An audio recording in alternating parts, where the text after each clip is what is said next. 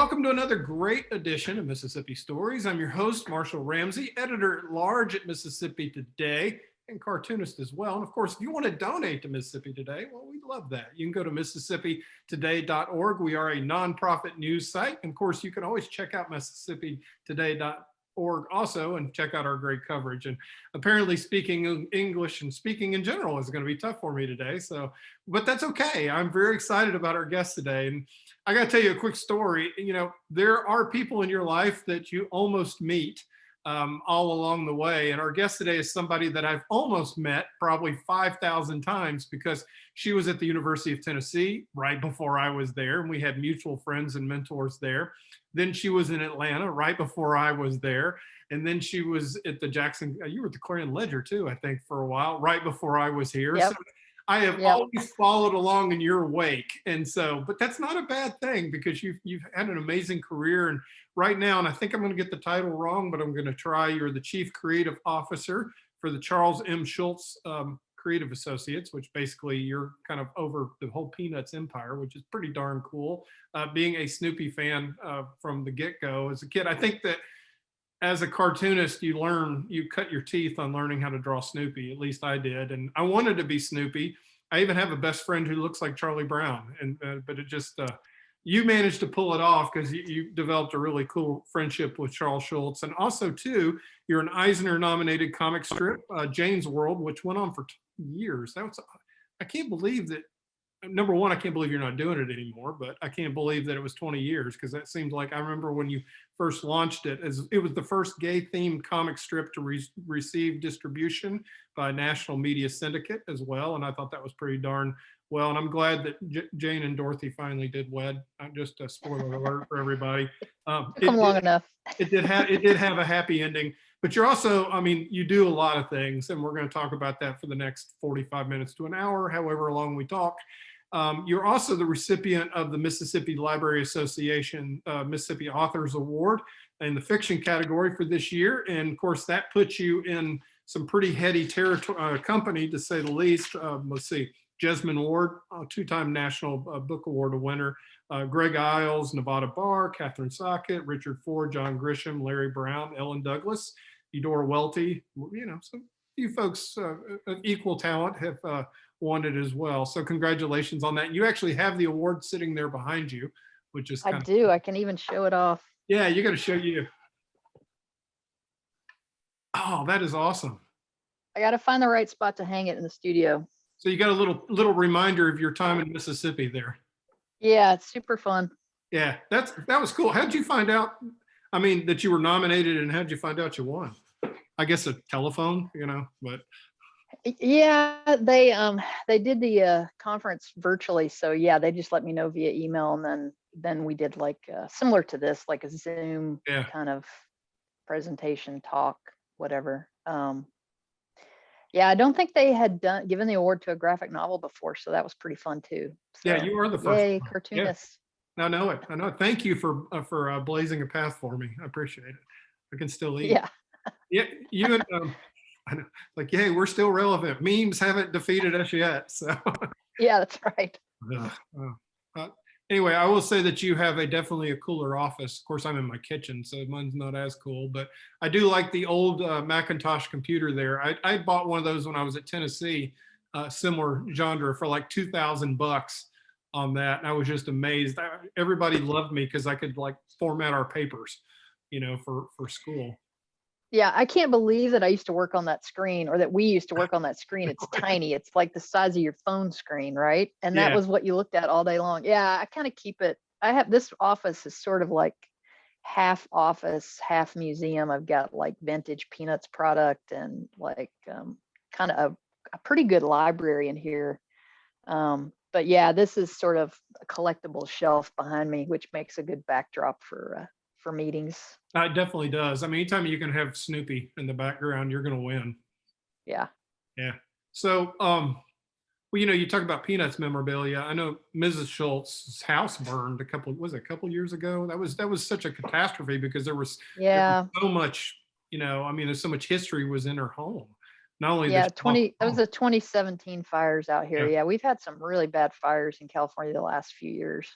Yeah, my family was out over the summer. We went to Yosemite and then to San Francisco and then down to Monterey, but it was amazing at the burn scars all around Yosemite and all that area too. Y'all have had it rough, and I know you get out of Dodge. You and your wife get out of Dodge every summer, out of every fire season now, and I can't say I blame you. Yeah, we had a bad scare I guess it was 2020 on when I-80, they had a big fire that burned across I-80, which is a major, major freeway. You know, it's like the 405 in LA, but it's the freeway that runs between Tahoe and the Bay Area. Yeah, and then after that, we're like, okay, I just want to be somewhere where there's water and trees are green, and so we go stay with my folks at their place in Georgia for a month or two in the fall. So is your dad retired now? He is, yeah. Yeah, he was a forest ranger, right? Yep, he worked in Mississippi. He was on the DeSoto National Forest for a few years, several years, yeah. Because you like went to 17 different schools or something like that. Even military brats are going, okay, that's too much. Yeah, it was a lot. You learned how to make friends fast, I would imagine. You know, and you may know this too, I'm sure you do, but cartoons are kind of a friendship gateway, right? Yeah. People are drawn to comics. You know, it's like it's a friendly like way to like introduce yourself to people, or yeah. Anyway, I remember being in elementary school drawing comics of friends, and that was sort of like it was like the red carpet to friendship, right? Especially if you were flattering with the drawings. Yeah, which, you know, obviously I became an editorial cartoonist. I wasn't very good at that, being flattering. You were very flattering. You know, everybody's like, draw me. I was like, nah, you don't want that. You really don't. Because my skin, I talked to one of our mutual friends, Charlie Daniel, who, for those who do not know Charlie, not the fiddle player, he gets that a lot. He's heard that joke. But he was the cartoonist in Knoxville at the News Sentinel and the Knoxville Journal for 60 years and recently got laid off, you know, being the newspaper business what it is. But I said, yeah, I said, I'm talking to Paige tomorrow. And I said, man, I wish I had half her energy. And he said, I wish I had half her talent. Oh, he's too nice. Well, he is pretty nice. But I think he means something. Well, you're talking about drawing as a kid. And I remember, you know, I got hooked on it because I love Mad Magazine, and we had to sit around the dinner table and talk about politics. So I got addicted to the editorial cartoons. I mean, Baldy and at the Atlanta paper back then was doing it. And then, you know, Jeff McNally and Oliphant and all these, you know, these cartoons would pop up, and it was like Mad Magazine, except about politics. So I walked up to my dad one day and said, at like 8 years old, and I said, I want to be an editorial cartoonist, which was the weirdest thing that I think a child could probably say to his father. And Dad just looked at me and said, you're going to be the best. Was there a point when you said, no, I'm going to do this. This is what I'm going to go into? I mean, like you, I think I was 7 or 8 when I told my parents I want to be a cartoonist. Like, I loved comics. I mean, this is the 70s. So my only exposure was the Sunday funnies, you know, in the newspaper. So of course, like, my favorites were Peanuts and Beetle Bailey and I can't remember. Oh, I think Popeye was in the paper at that time. Yeah. So I mean, yeah, I like announced. My mom was like, can you go into something more dependable, like teaching? You know, she wanted me to be an English teacher or something. You mentioned Jeff McNally. Let's see if I can show you this. Can you see that framed picture? One of his paintings, yeah. Yeah, because he was at the Chicago Tribune when I was there, and he would occasionally, they would talk him into doing these really beautiful watercolor drawings for the travel section or a features story. And so we would have these big drawers in the back of the art department with all the artwork in them. And I was like a huge fan of McNally. I just could look at his drawings forever. And so he was working out of the Washington Bureau, though, at the time. He wasn't actually in Chicago. So I called him up and asked him if he'd do a trade. That's the trade. Yeah. I definitely got the better end of that deal. Yeah, you did. It was like, you know, that was like 1991. I was like a nobody. And I think I gave him two op-ed drawings for one of his color drawings. So, but I still it's not like he gave you a sketch or something, you know. No, it's like a beautiful, beautiful drawing. Yeah. Yeah, I'm gonna excuse me as I look rude. Pip the dog. knew she would do this, but she's asking out naturally. Yeah, So, no worries, no worries. yeah, my son's coming down. Hey, could you take her out? Excellent. There we go. See, there you go. Quality video work on my part on that. So, but she does this she just wants to be part of the Zoom on that. But yeah, the trade thing with the cartoonist, I always felt like that I got the better end of the deal every single time I've done that. But I remember when I was at UT, my marketing professor had an original Peanuts from like Oh, wow. 1956. I mean, it was one of Oh, the wow. really old ones. Yeah. And I said, I'll buy that from you for $200.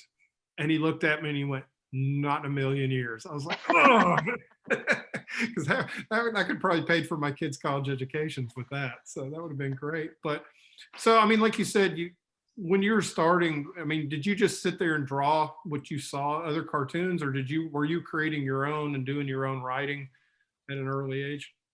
I started probably like many kids sort of mimicking people that I liked, like, Peanuts and Popeye and Beetle Bailey. And I think what you learn when you do that is those three comics had really great character design. They Yeah. were all really unique, but I mean, especially Popeye. I mean, that was some great, crazy character design. And so then you start figuring out, well, if I was going to do characters, what would they look like? So it was definitely a slow process. And I think it took me a long time to sort of find my style. I don't know if you found that to be true. I Yeah. mean, I think I was definitely probably high school, college before a quote unquote style started to emerge. You sort of mimic all your heroes and then you start to develop yourself and your own sort of style as an artist. But it takes a while to find that, I think. You and I both were in the Daily Beacon at Yes. the Tennessee. That's $6 a day, for what they paid. Right. You did Sadie, and I did the editorial cartoons. I did a little bit after you, but it's funny. I look back at my work from back then, and I can still tell it's me, on that. Oh, yeah.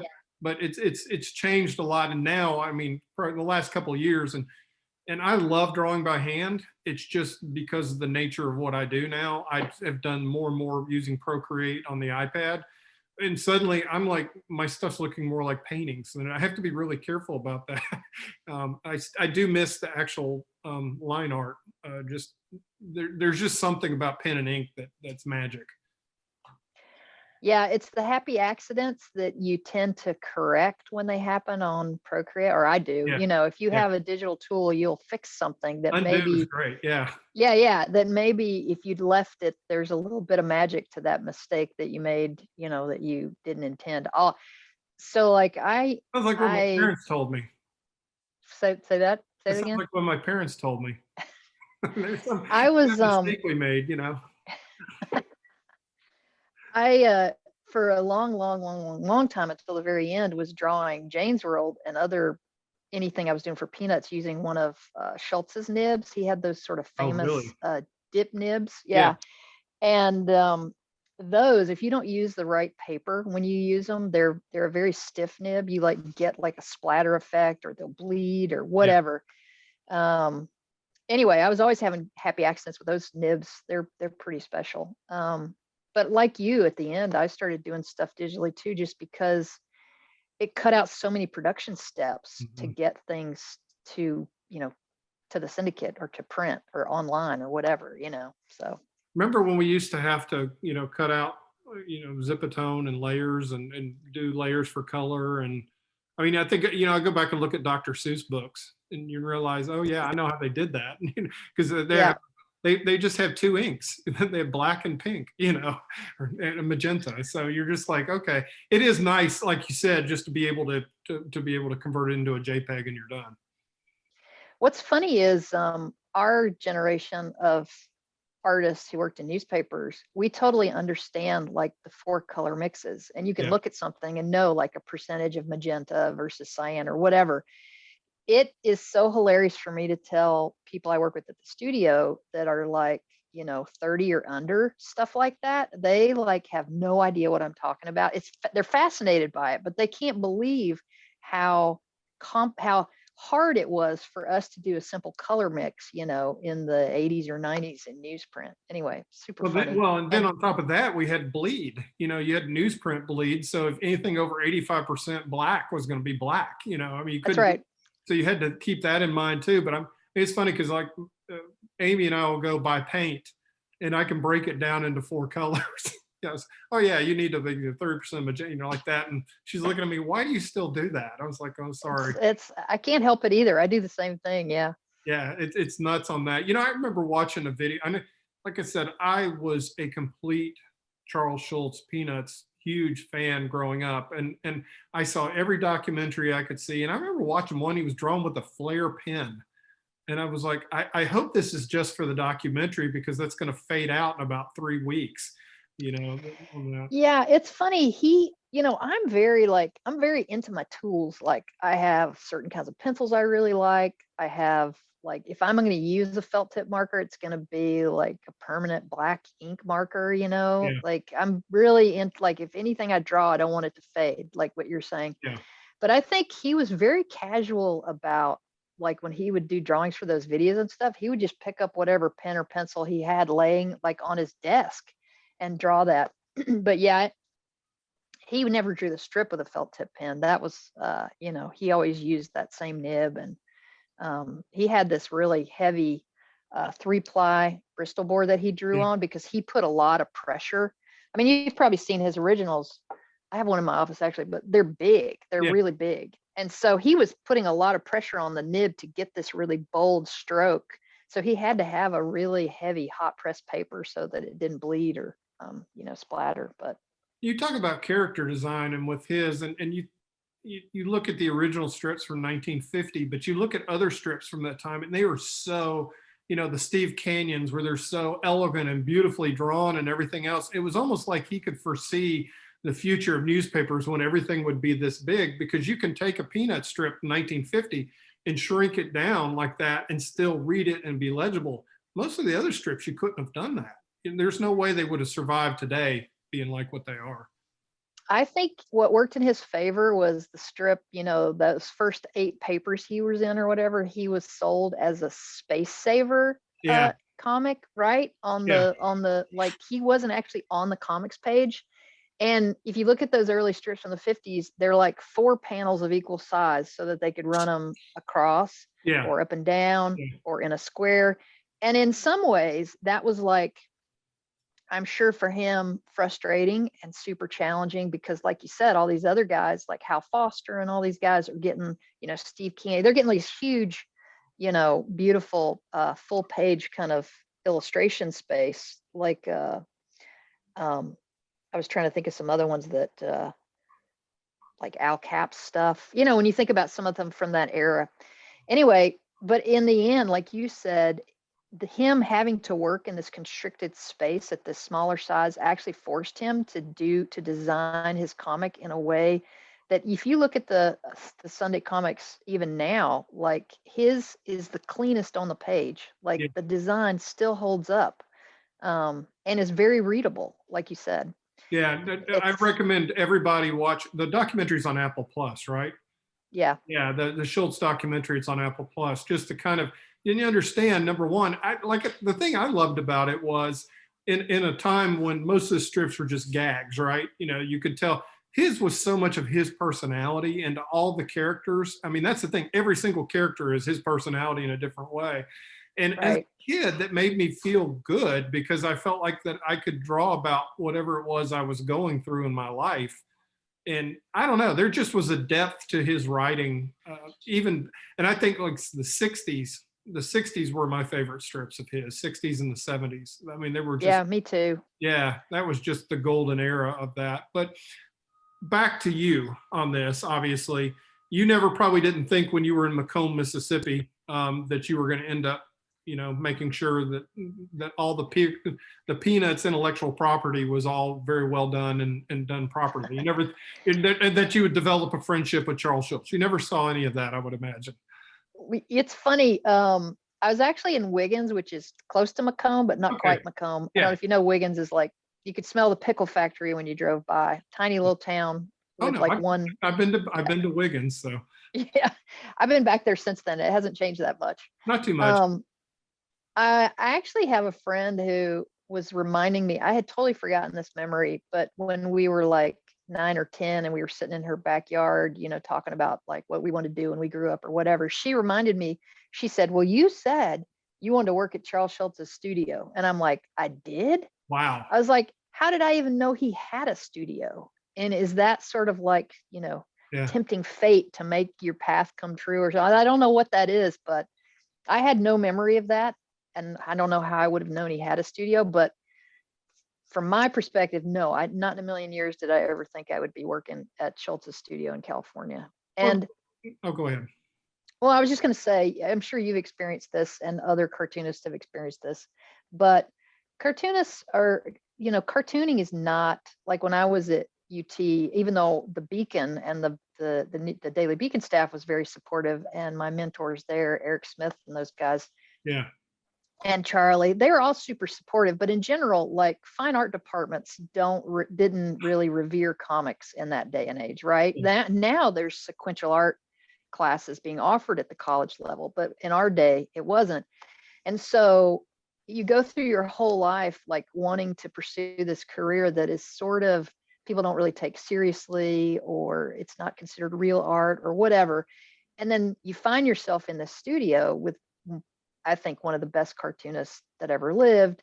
And suddenly you're in a place where comics are taken seriously, where comics are revered. And you're like, it was like nirvana. I mean, it was like, you know what I mean? So you start to take your own work more seriously. You start to like, it was definitely had a big impact on me as an artist when I came to work here, and was, I never got Sparky, we all called Schulz Sparky, but I never got Sparky to share any of his, tips about like character development or any of that. We never talked like, in the weeds stuff like that. But I think just being sort of in his space, in his aura, in that sort of circle with him, it's just made a huge difference for me as an artist.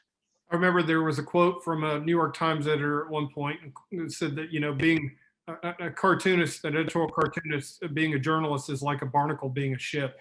I was like, what? Yeah. It's funny. Yeah.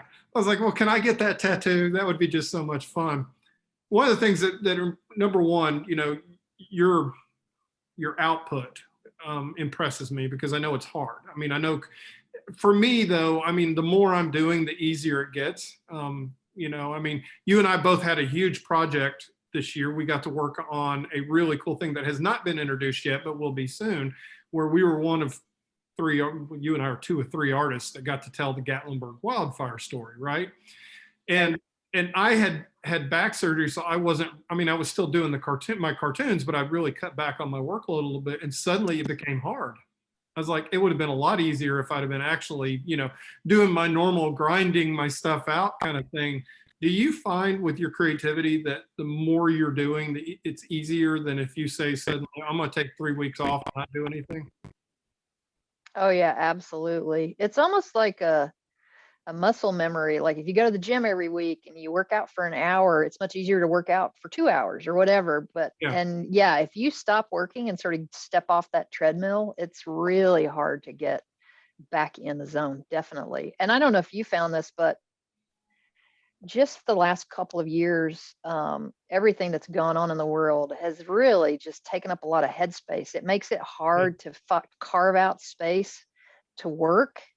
My day job has infiltrated my home studio, which used to be like a sacred space where I would sit and, do my own stuff. And now it's all mixed up, and it's really hard to find time to work the way I used to. I find I'm having a hard time being as productive. Well, you write novels, you do children's books outside of Peanuts. You've created new characters that you're doing. And I mean, it's in a way, I mean, I find that very inspirational for me, knowing you. When I see you're doing this stuff, I was like, okay, well, I can do this stuff too, because Paige is out there cranking it out a little bit. What are some of the things that you're working on today? Because I mean, like I said, this whole pandemic is really just caused everything. It's like a plug wires off the engine.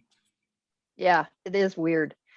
I think for me, I think that sort of helped me change my focus to more kids stories, Yeah, just because they're lighter. They're more yeah, about just the basic elements of life, like friendship and believing in yourself and, sort yeah, of creating positive stories. So we had gotten this puppy, Charlie, a little dachshund, and he sort of just created mayhem in the house. We thought, it wasn't going to be as hard as it was. And that sort of inspired this story that was like a 3-part graphic novel series for young readers that I did called Peanut Butter and Crackers, about a puppy coming to live with a cat and dog that already had their happy home established. yeah, And it's a story about like change and coming to terms with change. It's also probably a story about siblings, mhm, or like integrating families, or there's all kind of ways that story I think could apply to different people. Um, but that is the most recent thing I've been working on. And like I said, I really have enjoyed doing stuff for the kids, for that age group. It's like 5 to 8 year olds is the age group. I had done a series right before that with a publisher in Kansas City, called Stinky Cecil, and it was kind of a light science about amphibians, which mhm, was sort of inspired. This was probably started 2012, 2013. So back anyway, when we started to see a lot of climate change news and yeah, coverage. And so the idea was kind of like, what about all the little creatures that live downstream from us, and what's that like? And kids, were asking a lot of questions about it. Anyway, so that's how Stinky Cecil happened. And then that was sort of, I ended up getting to work with one of the same editors that I worked on that series with, on the Peanut Butter and Crackers series. I don't know if this happens to you, but I feel like a lot of the projects I've done have come just through relationships I've had with other creators or yeah. editors, or I don't know. That's my path, is sort of, Well, that is too. Yeah, I mean, friendships. I completely agree with that. I don't think that there is a path. Like I said, you can't go to there. I guess there is cartooning school now, but there wasn't, like you said, back when we were going through. And it's meeting the people that inspire you. It's like for me, I had a project in college where I had to go interview somebody who did what I wanted to do. So I walked downtown Knoxville and knocked on Charlie's door and sat down with him on deadline, and he was gracious enough to, which is Charlie's way, of listening to this 19-year-old kid who wanted to be an editorial cartoonist, and on that. And guess what? I'm sitting here today because of that, because of Charlie on that. And you touched on something with, because I did a children's book a few years ago about my dog, Banjo. And so when the pandemic hit, I started doing free coloring sheets that I put out on social media every day. And I found out that, drawing this kitty and 2 puppies and an alligator every day was the best therapy in the world for I everything bet. going on. Because I could make comments about, here, nobody would let the alligator swim in the pool, and how the other friends stood up to him. So that that's up to the people for not letting the alligator swim in the pool, which really in real life is a disastrous thing for them Right. to do, because they would have been eaten by the alligator anyway. But it Right. turned out to be great therapy to be able to draw on that. I mean, that's really cool. I just, Walter Anderson, the artist from the coast. We had a really good documentary done here in Mississippi about him, and I'll send you a link on that actually, because it's really a good. Yeah, I'm a fan of. I'd like to see that. Yeah. Yeah, William Dunlap's on it. There's a lot of really good people that, and his children are talking about. But here he had all kinds of issues with mental illness, but he was able to sit down every day and do that work. And he's like, I always said, he's the poster child for art therapy on that. There was no, Yeah, I used to have one of his prints in my, I don't know what happened to it. I had this great print he did of birds, seabirds. yeah, he'd sit out Yeah. on Horn Island every day and Yeah. draw the birds and everything and so forth on that. The business of art, we're talking about that. And obviously you're right there in the thick of the business of art. I was fascinated to find out that peanuts are doing really well in Asia right now. Yeah, I would say, well, and the whole time I've been here now almost 22 years. Yeah, Japan has been probably our biggest market that entire really. time. Yeah, and then we have just been expanding into other markets in Asia outside of Japan. Um, Huh. I think people always ask, like, why do you think that is? And excuse me. I mean, I don't really know, except that I think there's probably a combination of factors. First off, that in their culture, they really revere cartoonists. I Yeah. mean, yeah. And I think they view Schulz as a master craftsman because he, unlike like Jim Davis or other cartoonists that work with assistants, I mean, Yeah. Schulz did all his own work. He was he was really held himself to a high standard. I think they admire that Hmm. about him, about his sort of work ethic as an artist. And then I think just the round designs of the characters is super appealing in those markets, and So in anime type. lots of markets, Yeah. right? Yeah. um, I think some sort of psychologist would probably say round is more appealing than square. I don't know, why. Yeah. But I'm sure he um, thought of all that when he was drawing Little Folks back in the back before he launched I Peanuts. wonder. I wonder how much of it was conscious and how much of it was just intuitive. Yeah. He just seemed like he was very intuitive about a lot of things. And like you said, because of his personal honesty in the work, I think Yeah. that really resonated with people. Well, I Um, mean, I don't know about you, but I mean, I love singer-songwriters when they write their own music. I mean, yeah, obviously there's, because you feel like you're getting a little piece of what they're doing. yeah, I mean, that's why I love Jane's World, because I felt like, it's like, oh yeah, I'm getting a little bit of Paige out of this. This is really cool. It was such a great strip. And also too, I mean, you're a pretty darn good artist in your own right. I mean, it's just fun. oh, thank you. I always love looking at your artwork, no matter what you're doing. So in fact, Oh, thank you. I was very nervous on the wildfire project. I was like, oh God, I have to compete. I have to compete with Paige on this. It's like, Your stuff was so good though. Oh my God, I love the stuff you did. oh, thank you. Thank you. Yeah, really, Yeah, really good. there was a lot of writing on mine, probably more so than, but I don't know about you. That was such a fun project. Once I got past the initial, and I've never had writer's block before. I mean, yeah, we have it every day on that. And I'm Right. gonna ask how you get through it. And I'll tell you how I do it, just sitting down and working, and usually you work your way through it. But I Right. suddenly built this thing up to be like, and I think that's what got our friend Charlie too, because he initially was going to do it, and they said 100 hours of research, and he was like, you know, Yeah. on that. But once I got into the stories on it, there were so many amazing stories. And I mean, I actually contacted several of the people and got to know them and everything else. And it at the end of the day, it's about telling stories, is what we Yeah. did. Yeah. Yeah. Yeah. Yeah. I think it was intimidating, just, well, it was sort of like emotionally, uh, having gone through the fires out here, it was a weird exercise to then listen to the people talking about their experiences in Gatlinburg and how similar they were, Yeah. because in Gatlinburg, a lot of the places had like, the exit route was a 2-lane windy road. It's the Yeah. same here. I mean, we're very, everybody thinks of California as all like LA, but I'm in Northern California and it's very agricultural, Yeah. like there's wineries, but we're not Napa. So it's not the big wineries. It's like, you're on little back winding roads and lots of small independent farms and, little beach towns. And man, when you have to evacuate, it's scary. And Well, that then happened. I people mean, get like, stuck. and that was what was so weird about that particular fire, just because, in the eastern fires are usually slower and everything else. Well, this was propelled by 100-mile-an-hour winds. And we had one in Rancho Santa Fe, in near San Diego when I lived there, that killed people in their cars because they couldn't, even Yeah. though they could drive 55 miles an hour, they couldn't go down a windy road that fast, and the flames overtook them. So I imagine you Yeah. probably had a little PTSD while you were working on that project. It was weird. I would like sort of channel like that feeling we had of being trapped on the freeway when the fire crossed 80. And Oh yeah. you're like thinking about all these videos you've seen people film in their cars and you're going, oh my God, I'm like living the news right now. This is horrible, Yeah.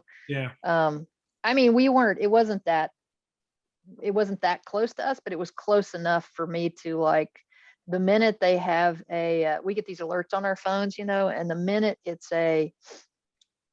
like, it's same with a tornado, you have like the levels of alert, right? The minute it's like yellow, it's not even an orange alert or whatever, it's not even a warning, I'm out, right? The minute they start, like, getting closer to our neighborhood, because I don't want to wait till the power goes out and the traffic lights are out and then the gas doesn't work, and then and it was all the same stories in the Gatlinburg thing, and in the mountains where they were, it was hard to know where the fire was. Like, some people would describe not being able to see it until, like, they walked to the edge of their property and looked down in the valley and they're like, oh, wow, it's coming. Like, anyway, I felt for folks, and it was really powerful to hear those personal stories about what people went through.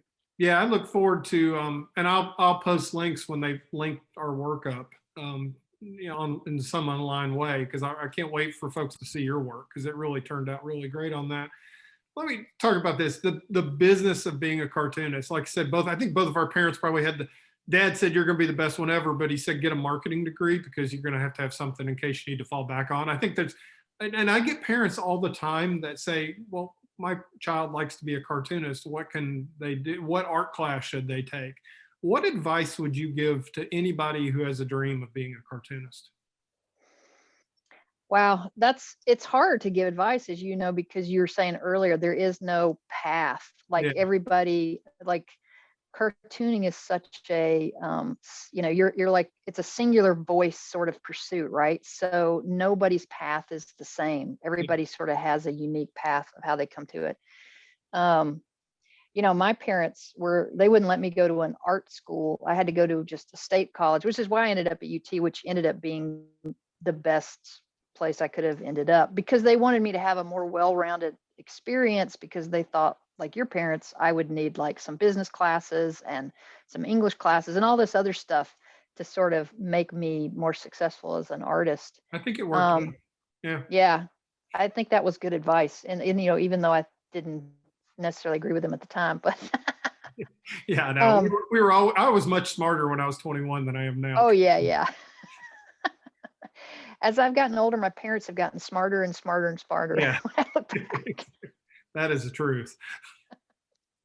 Yeah, so I don't know what advice I would give, except that if my experience was like your experience, repetition really helped me improve my craft. I think getting published in the Daily Beacon, like being published, even if it's online, and putting your work out there and making yourself do it on a schedule so that you work every day on it, and over time you improve.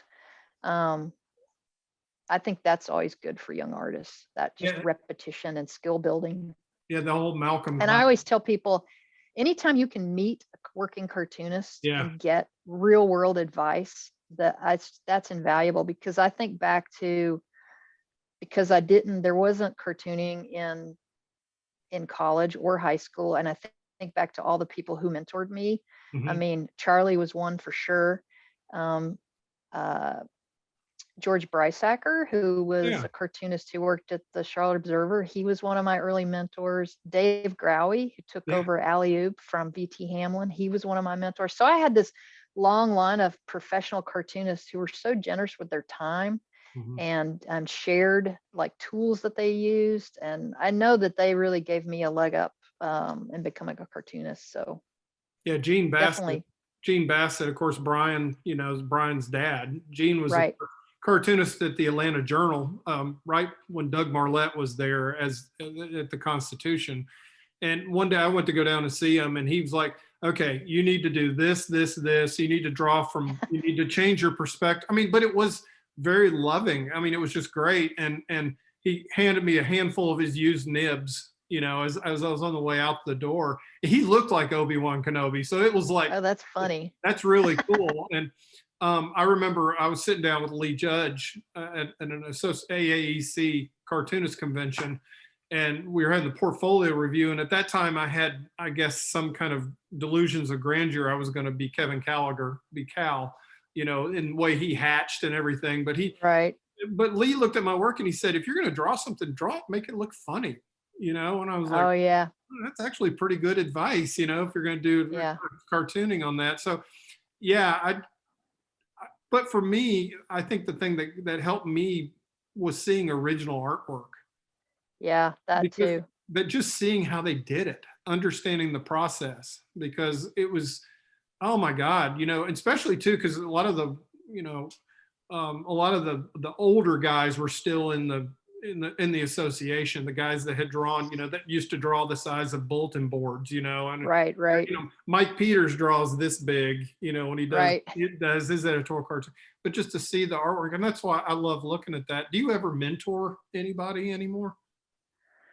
Um, I feel like I do a lot of talks at libraries. Like my local library I've done a cartooning class there for a couple or 3 years. That's pretty fun. Yeah, And I'll bump into those kids out and about, yeah. they're super into it. I haven't done a lot of one-on-one mentoring, but just mostly through libraries and stuff. I would imagine you do with your staff. Probably. Yeah, We do, that is one of the things that really, the pandemic has sort of killed us, because we had a really great sort of creative work environment where I would bet. you could share drawings, and during lunch you're like chatting about all this stuff, and because there's quite a few cartoonists that work here at the studio now. Yeah. And yeah, I'm missing that a lot. We're not getting to do that right now because we're still all working remotely.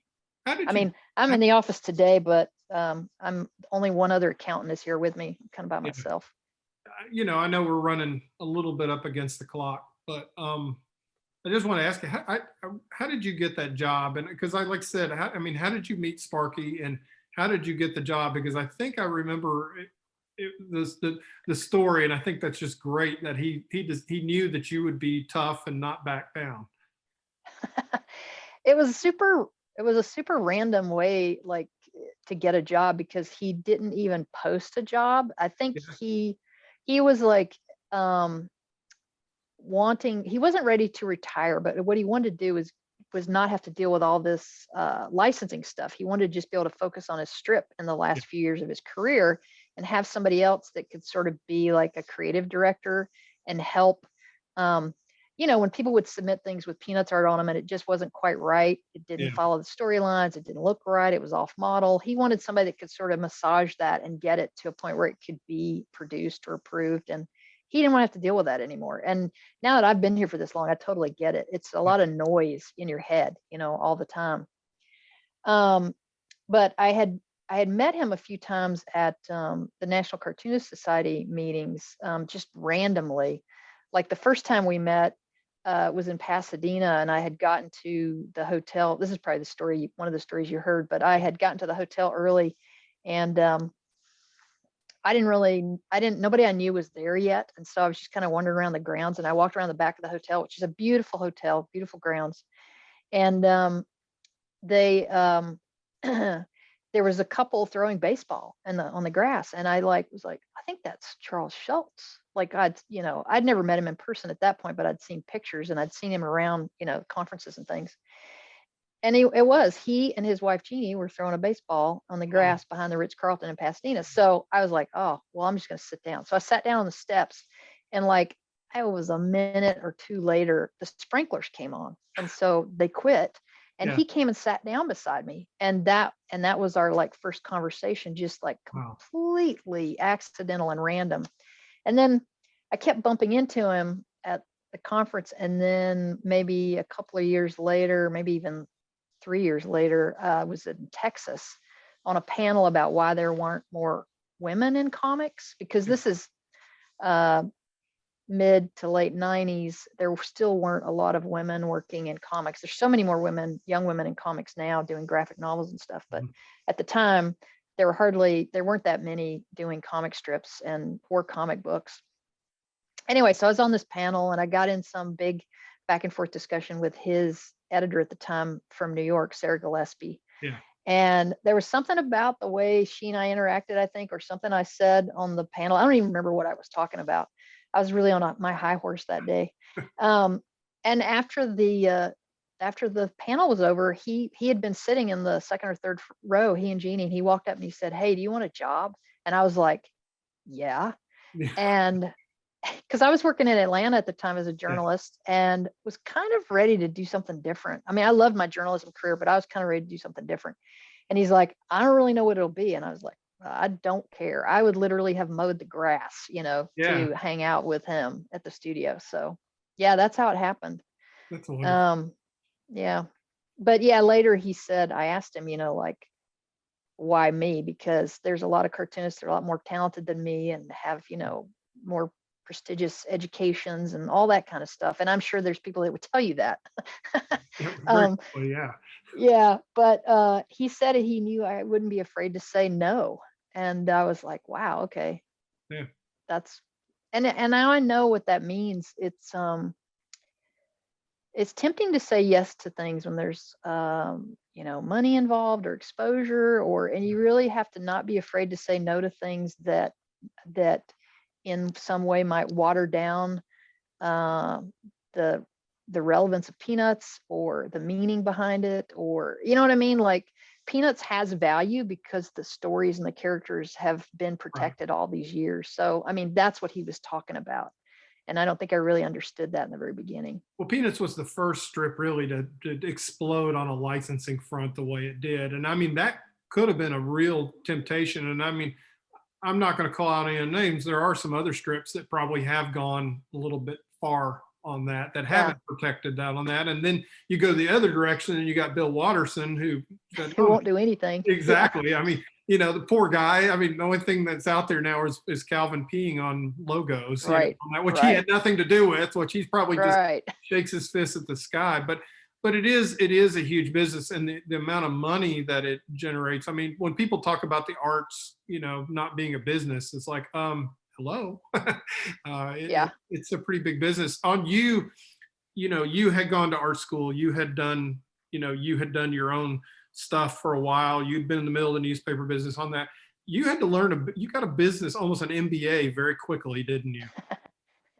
Well, licensing is a very unique business. Yeah. And I don't know, people come to licensing from all different angles. In the end, journalism was the best entry point as anything, because what I needed to do in this job was establish an editorial framework Yeah. that would protect Peanuts right Yeah. after Schulz passed away. And that, I worked with the Schulz family and the board of directors or whatever. And even, you know, we are the creative side of things out here in California, but we work closely with a licensing office in New York, and they handle all the contracts and sales and all that stuff, the Yeah. copyrights.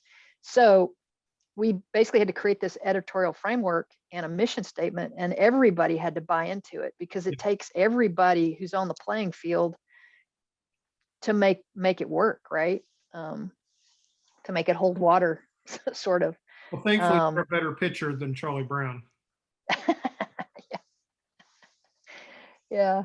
Paige, It's funny, people want to make Charlie Brown a winner. And I was like, he can't be a win. He can't be a winner, you He's just can't. Charlie No, I Brown. mean, that's his No, charm, though. That's the beauty of it. right, Snoopy's the right. winner, but even then, Snoopy's still Snoopy. It's Yeah. on that. And it's so funny. I mean, like I said, I always felt my best friend was Charlie Brown. My sister reminded me of Lucy. I had a beagle growing up named Mrs. Baker, not Snoopy, but So I mean, it's so funny how that strip was so, it's such a big part of my growing up, and everybody else is probably watching this right now too. And I love going back and rereading it. Like I said, it's as wonderful. I mean, the the parables of Peanuts, and I mean, just the depth to it is just so beautiful. Look, we got a couple more minutes. I have not covered a lot of stuff, and I feel like the world's worst interviewer because of that, because you have done so much. Is there anything that I have not mentioned that you would like to brag on or bring up? I think we've covered a lot. I mean, I guess I would maybe revisit Jane's World and say, you know, I did it for 20 years. I still miss those characters. Yeah, When you do anything like that, when you live with characters like that for that long, it's like, I felt like I moved away and left my best friends like in another town or something. That's what it felt like. And I sometimes feel like I want to draw it again, but it was, I don't know if you find this, but that whole, like, writing any content for LGBTQ, like, that voice, that language is so complicated right now. I feel like I ended Jane at a really good time because it had this full arc. And if you look back at it, it sort of does chronicle the gay experience in America for the last 20 Yeah. years, right? Because when the comic started, you couldn't get married. Marriage wasn't legal, and a lot of things weren't legal. And by the time it ended, you could get married, you know? And so it almost tied everything up in a nice little bow. And I used to joke that Jane was too gay for traditional newspapers, but not gay enough for gay papers. So it was somewhere in the middle, but in the end, it got, when it ended, it got a really nice write-up in the New York Times, which sort of just made Yeah. my whole day, right? So anyway, I mean, just to shout a little love to Jane's World. Yeah. I have let's see. it has the nice Mississippi sticker on it too. I know, and that's on so many different levels. That's wonderful. It really is. It's wonderful. I need to make sure when we actually get to bump it. I hope we can go do the live events up in Tennessee soon, and I want to make sure. I want you to get me to sign my copy. So definitely on Happy that. to do that. Yeah. Yeah, that would be great. Like I said, this interview almost turned into shop talk a little bit, just because as somebody who kind of does what you do, but you do a lot more of it. I just am totally fascinated by you and your process and your creativity throughout the years and your story. I think it's, you know, for anybody who's sat in Wiggins, Mississippi in an elementary school that maybe didn't have art classes, and which, by the way, my wife teaches elementary school art here in Mississippi. Oh, that's great. And up until this year, the PTO funded her position. And now the county is funding it. So we're making huge progress on that. So there's now great news on that. And, you know, I mean, it's for people that have that dream when they're a little kid and to be able to meet you and see what you're doing. I mean, you really are an inspiration. Oh, thank you, Marshall. Yeah. It's really nice. And Pip is asking out again. So I guess I need to go. It's your cue. Dogs, you know, they're great. You know, it's funny because since the pandemic, there for a long time, she was the only person I talked to for months on end. And then she started talking back to me. And I was like, I might need to go get some help on this a little bit. Website so people can find out more about what you do, and you have a website and all that good stuff. Yeah, if people just look up my name, paigebraddock.com, it'll come up. Google's a wonderful thing, right? Yeah, it is. Yeah, easy to find. Paige, enjoyed it. Yeah, have a great rest of your week and a nice holiday. And it was super fun chatting with you about comics. Yeah, that'd be great. I mean, like I said, I could have a couple beers and talk about Charles Schulz all day long, but also about the projects that you're working on as well. Are you writing any more novels, by the way? Throw that out there at the very end. I am actually. I'm working on one right now. It's about a wildland firefighter. So really? Kind of inspired by everything that's happening in California. And yeah. So do you sleep ever? I do, but you know, when I get really into a project, I don't know if this happens to you, but like I'll wake up in the middle of the night and have to go write things down because I'm, you know, thinking about it, or I stay up. I'm better at late at night. I stay up late at night and write. Yeah. I get a second wind. Now, is it different when you're cartooning versus writing? Because like when I'm drawing cartoons, I can have music playing, I can do everything. Oh, yeah. When I'm writing, I got to have it tuned quiet. You know, it's different. Yeah, same. So that's why I think late at night or early in the morning is really great for writing. So when I write, it's funny because I started writing short stories a few years ago. And when I write, it's the same process as when I draw, except instead of me trying to translate it out this hand, it's me on the keyboard trying to describe what I'm seeing. Is that how you write too?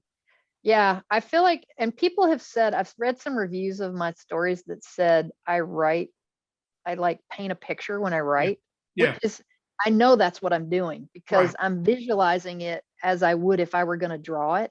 Yeah. But I'm just trying to describe it on paper. But it's a very different muscle. And I kind of wish, I don't know if you feel this way, but I kind of wish I had done more writing. Yeah. But, you know, when I was early in my Jane's World era, because I feel like Jane's World would have been better if it was more of a stream of consciousness kind of comic. And maybe the story, maybe I'd have had more, detailed storylines or something if I'd had more writing at the time, but who knows? And I think Anyway, I feel like all those skills, okay.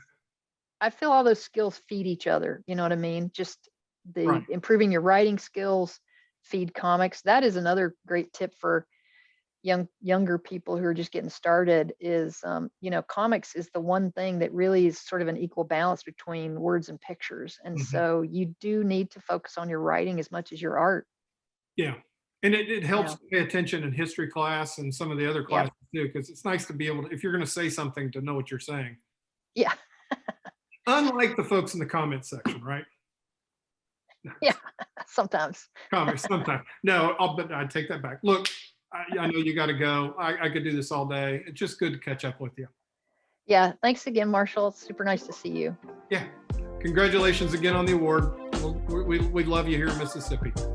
All right. Thank you.